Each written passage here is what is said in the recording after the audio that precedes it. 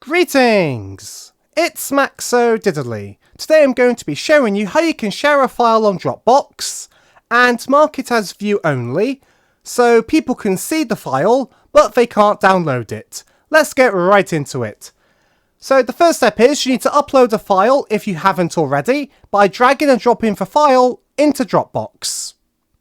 Once the file has been uploaded, I want you to put your mouse on top of the file, then right click. Then you need to go to Share, and then you need to click on Share with Dropbox. Then you need to click on the Settings button down here. Then you need to click on Link for Viewing. Then you want to click on Create Link. Once you've created a link, you want to make sure Who has access to view is selected on Anyone with a link. So click on the drop down box and make sure you click on Anyone with the link.